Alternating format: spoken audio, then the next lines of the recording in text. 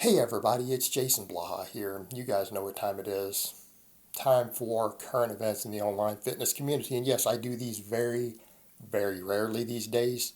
However, this one kind of hit a little bit close to home because when we're dealing with this Elliot Atwell situation, another coach friend of mine sent this to me. And we were both like, this name sounds familiar when we heard the scandal break. And it's because he used to frequent another circle that we used to frequent on Facebook that I've actually cut out. And I think my other coach friend still runs in that whole circle of people that he used to be there. And it was kind of really a goofy group for fitness enthusiasts and stuff. And it has its own set of problems called the cage. But I don't frequent that group at all anymore and haven't in many, many years. So he actually used to be in there. And that's where the name sounded familiar.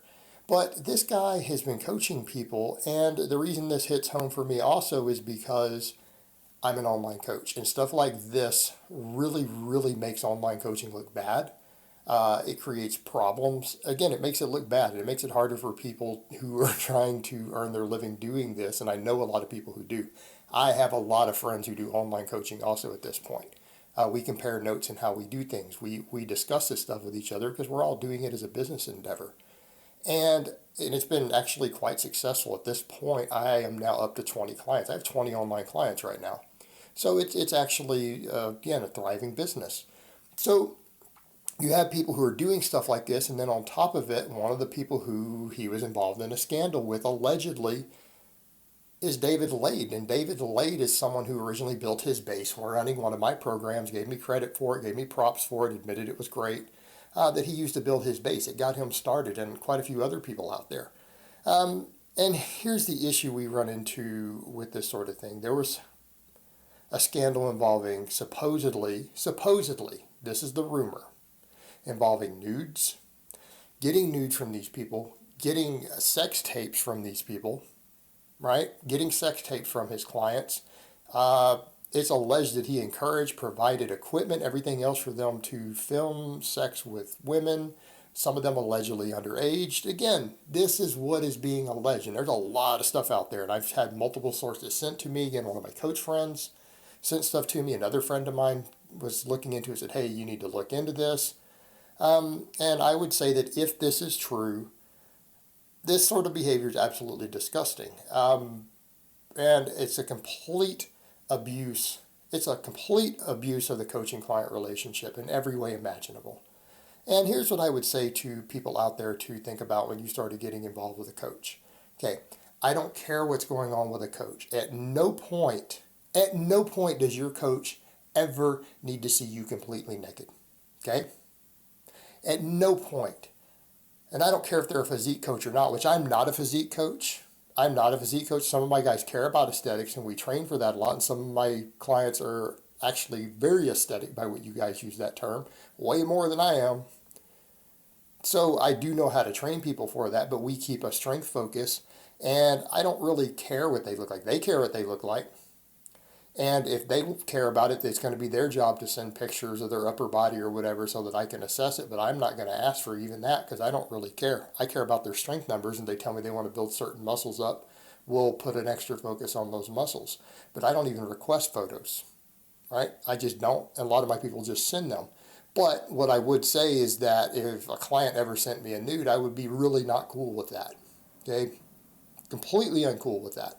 And what I would say to anyone out there with a coach, there is just no reason whatsoever why your coach should ever request to see you naked.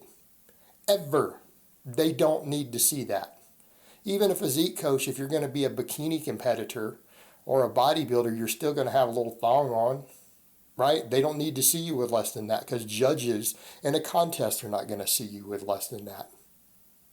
They don't need to see anything that's not going to be covered already up there. Ridiculous. All right, that's an abuse. Okay, so in other words, if a coach ever requests to see you even more scantily clad than what you're going to see on a bodybuilding stage, that's a problem. I don't care if you're a man or a woman. It's completely inappropriate. They have no reason to request that. They have no need ever to see that. And if they even ask, it's a problem. And by that same token, as a coach, if a client ever sends you a nude, a true nude, it's time for you to have a talk with that client about the client-coaching relationship. It's completely inappropriate.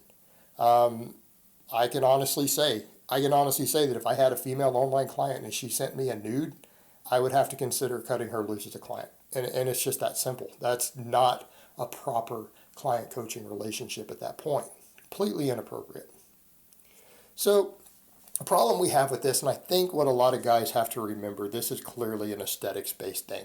As far as I know, he's an aesthetics coach. This guy is not a strength coach. And this comes down to seeing these sort of scandals because what is it that we know about the bodybuilding and aesthetics world? What is it I've repeatedly told you and everyone who's been around it knows? Okay?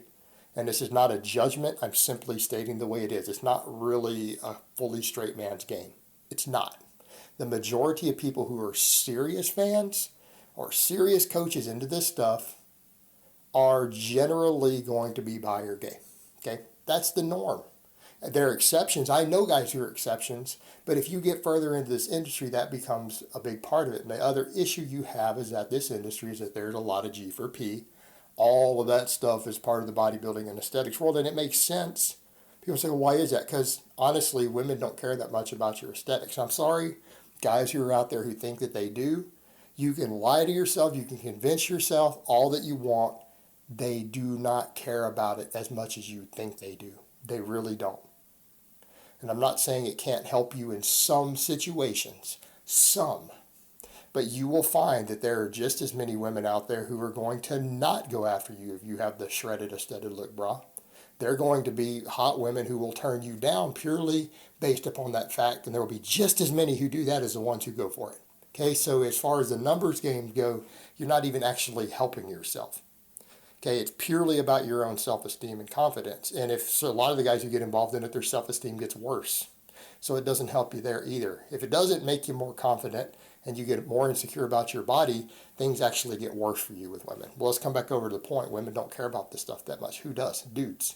Other dudes. Dudes who like other dudes, they're going to check your body out. Then you have to live with that. If you get into the lifting game, I can tell you guys, anyone who says, well, I've never been hit on by other dudes, well, you're not that jacked then. Because if you get pretty jacked, if you get big enough that people think you're a bodybuilder in public, whether you're a bodybuilder or not, you're going to deal with it. And that's normal. You're going to have to live with that. And here's the thing. That's what you see in the aesthetics industry. Okay? That's what you see in the whole aesthetics industry. And we've seen other scandals with some of these Gymshark crew type guys and whatever else names are out there. Just watch what goes on and watch what happens just the way they get together and do stuff. Notice it's never about girls. Never about girls. It's always the bros hanging out. Okay? That's what it's about. It's about homies over hoes. Right? When you get into that aesthetics lifestyle, you guys are thinking it's one thing. It's not, man. It's homies over hoes, bros. There doesn't even necessarily need to be any women involved. But that's usually what you see in all this stuff. And that by that same token, you will see predatory behavior. And that goes in all directions. You see predatory behavior from photographers. You see it from coaches and other people with the guys. And then by that same token with the girls, you see the same thing. Fitness models. Even models in general. Because again, due to someone I was involved with, I was around a lot of models for a while. A lot of models. And you hear stories and you see stuff. Right? The photographers, even for models and things, there's a lot of predatory behavior there. It happens. But when we start seeing it with the online coaching thing, this looks bad. It makes those of us who are trying to do online coaching businesses and who are successful at it, makes the whole thing look bad. It can put people off to the entire idea. And again, just the stuff that's been alleged, that he even is the one who leaked the sex tape. That's what's been alleged by some people, that Elliot's the one who did that. I don't know if that's true, but that's what people are saying. Okay? I mean, it's bad enough when a coach is asking you for nudes. And I would say right there, that's a big red flag. And I would say to anyone out there, the moment a coach asks you for a nude or to see your genitals in any way, that's a problem. You need to cut that coach out. You need to warn other people. Right? You maybe even need to get the police involved because they should probably be investigated for their activities at that point. Okay? They need to probably be investigated for that if they're doing that, because you don't know what else they're up to. Because the worst case, if everything that's been alleged is happening here, I mean, this is illegal activity. Right? If there's been a case of he requested, supplied materials, published materials of people who are underage engaging in activities, all right, that is very serious. We're talking very serious federal level crimes. If it's gone across through different international stuff, potentially international crimes, I mean, that's a big problem. Okay, that is very serious. We're no longer at unethical behavior at that point. You're now at like felony level behavior, like go to prison time behavior, if that sort of stuff is true. Wow. I mean, what more can you say?